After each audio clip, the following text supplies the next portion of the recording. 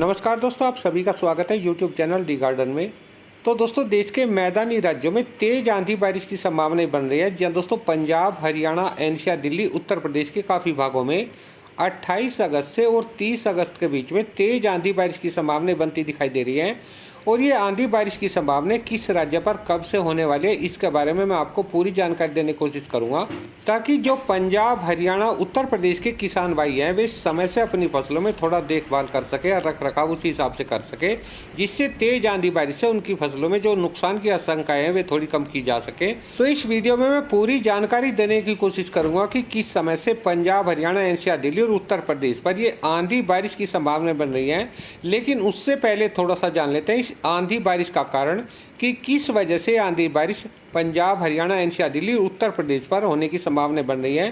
तो दोस्तों, जैसा कि आप सभी जानते हैं, इस समय गुजरात के ऊपर एक डिप्रेशन बना हुआ है, यानी कि मजबूत वेदर सिस्टम बना हुआ है, जिसकी वजह से पिछले 2-3 दिनों से गुजरात के काफ़ी भागों में अच्छी तेज भारी बारिश की गतिविधियां देखी जा रही है। और अगले 24 घंटों के दौरान भी गुजरात के सौराष्ट्र व कच्छ के काफ़ी भागों में भारी बारिश होने की संभावना बन रहेगी।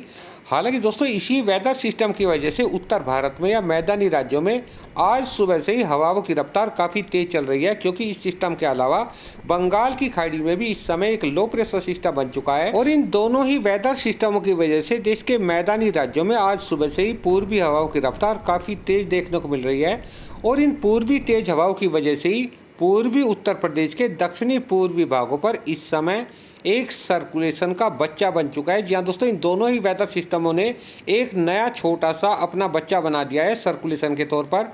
देखिए, मैं आपको बताता हूँ, जो गुजरात के ऊपर इस समय डिप्रेशन बना हुआ है, इसके चारों ओर को देखिए कुछ इस तरीके से हवाएं घूम रही हैं। कुछ तो हवाएं मैदानी राज्यों तक पहुंच रही हैं, लेकिन इनमें से कुछ हवाएं जो बंगाल की खाड़ी में लो प्रेशर सिस्टम बना हुआ है वो अपनी ओर को खींच रहा है। यानी कि कुछ हवाएं देखिए कुछ इस तरीके से यहाँ से ऐसे होते हुए बंगाल की खाड़ी में बने लो प्रेशर सिस्टम के चारों ओर को घूम रही हैं। लेकिन बंगाल की खाड़ी में बने इस लो प्रेशर सिस्टम की वजह से कुछ हवाएं देखिए कुछ इस तरीके से उत्तर प्रदेश, बिहार के तराई वाले क्षेत्रों से होते हुए मैदानी राज्यों तक पहुंच रही है। और दोस्तों, इन्हीं सब हवाओं की वजह से देखिए पूर्वी उत्तर प्रदेश के यहाँ पर एक छोटा सा सर्कुलेशन बन गया है, क्योंकि इधर से इस तरीके से हवाएं आ रही हैं और इधर से ये हवाएं कुछ इस तरीके से मैदानी राज्यों तक पहुँच रही हैं।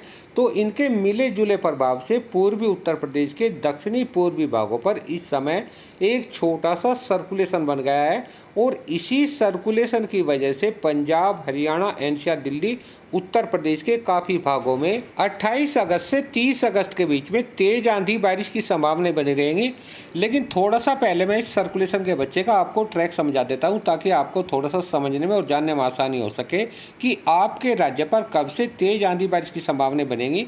तो इस समय देखिए पूर्वी उत्तर प्रदेश के दक्षिणी पश्चिमी भागों पर यह बना हुआ है, और इसका जो ट्रैक रहने वाला है वह कुछ इस तरीके से रहने वाला है कि उत्तर प्रदेश के ऊपर से होकर के एनसीआर, दिल्ली और हरियाणा के ऊपर से होकर के 30 अगस्त तक यह पंजाब के ऊपर पहुंच जाएगा। और जिन जिन राज्यों के ऊपर से होकर के गुजरेगा वहां पर तेज आंधी बारिश की संभावनाएं बनती चली जाएंगी। तो दोस्तों, आज रात से यह सर्कुलेशन पूर्वी उत्तर प्रदेश के मध्य भागों से होते हैं आगे को बढ़ शुरू कर देगा, और कल दोपहर तक या कल शाम तक यह सर्कुलेशन उत्तर प्रदेश के मध्य भागों से होते पश्चिमी उत्तर प्रदेश के लगभग कासगंज के आसपास पहुंच जाएगा। और दोस्तों, 29 अगस्त की सुबह यह सर्कुलेशन पश्चिमी उत्तर प्रदेश के ऊपर से होकर के एनसीआर, दिल्ली के करीब पहुंच जाएगा।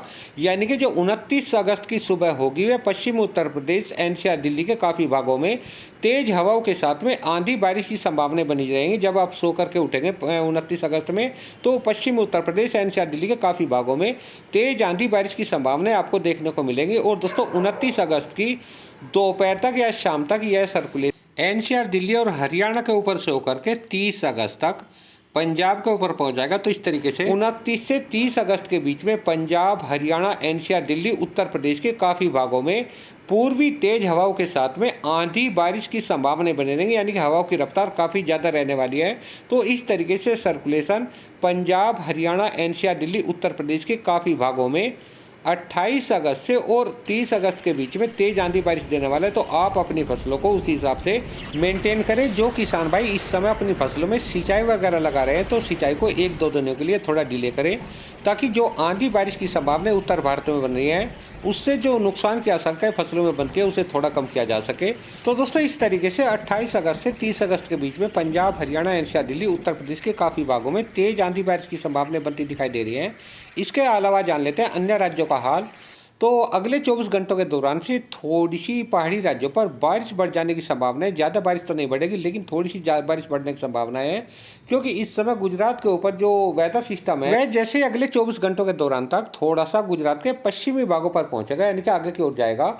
तो अरब सागर से काफ़ी मॉइस्चर देखिए पाकिस्तान के ऊपर से होकर के कुछ इस तरीके से पहाड़ी राज्यों तक पहुंचना शुरू हो जाएगा। इसके अलावा बंगाल की खाड़ी में जो इस समय लो प्रेशर सिस्टम बन चुका है, उसकी वजह से काफ़ी नमीदार हवाएं बंगाल की खाड़ी से इस समय उत्तर प्रदेश के तराई वाले क्षेत्रों से होते हैं पहाड़ी राज्यों तक पहुंच रही है, जिसकी वजह से अगले 24 घंटों के दौरान से पहाड़ी राज्यों में थोड़ी सी वेदर एक्टिविटी बढ़ने की संभावना है। जम्मू कश्मीर, हिमाचल प्रदेश, उत्तराखंड के कुछ भागों में हल्की बारिश या इक्का दुक्का स्थानों पर हल्की से मध्यम बारिश होने की संभावना बनी रहेगी। इसके अलावा मैदानी राज्यों को मैंने आपको बता ही दिया है। पंजाब, हरियाणा, एनसीआर, दिल्ली, उत्तर प्रदेश के काफ़ी भागों में आने वाले 2-3 दिनों के दौरान तेज आंधी बारिश की संभावना बनी रहेगी। इसके अलावा पूर्वी राज्यों की बात करें तो बिहार के मध्य उत्तरी भागों में तो अगले 24 घंटों के दौरान बारिश होने की संभावना बहुत ही कम रहेगी, लेकिन बिहार के जो दक्षिणी पश्चिमी भाग है उनमें हल्की बारिश या इक्का दुक्का स्थानों पर हल्की से मध्यम बारिश होने की संभावना है। झारखंड, पश्चिम बंगाल, उड़ीसा के काफ़ी भागों में अगले 24 घंटों के दौरान से धीरे धीरे बारिश की गतिविधियां बढ़नी शुरू हो जाएगी, क्योंकि बंगाल की खाड़ी में इस समय जो लो प्रेशर सिस्टम है उसका मॉइस्चर इन राज्यों पर पहुंचना शुरू हो जाएगा, और वह जैसे ही थोड़ा सा आगे की ओर बढ़ना शुरू करेगा तो इन राज्यों पर धीरे धीरे बारिश की गतिविधियां बढ़नी शुरू हो जाएंगी। छत्तीसगढ़ की बात करें तो छत्तीसगढ़ के मध्य उत्तरी भागों में तो केवल छुटपुट बौछारें गिरने की संभावना है, लेकिन छत्तीसगढ़ के दक्षिणी पूर्वी भागों में कल से धीरे धीरे बारिश की गतिविधियां बढ़नी शुरू हो जाएंगी और फिर धीरे धीरे बढ़ती ही चली जाएंगी। पश्चिमी मध्य प्रदेश, विदर्भ, मराठवाड़ा, इन राज्यों के ज़्यादातर भागों में अगले 24 घंटों के दौरान मौसम साफ है, शुष्की बना रहने की संभावना है। किसी इक्का दुक्का भागों में हल्की छुटपुट बौछारें गिर सकती हैं। पश्चिमी मध्य प्रदेश, पूर्वी राजस्थान के भी ज़्यादातर भागों में अगले 24 घंटों के दौरान इक्का दुक्का भागों में हल्की छुटपुट बौछारें, इक्का दुक्का स्थान पर हल्की बारिश हो सकती है।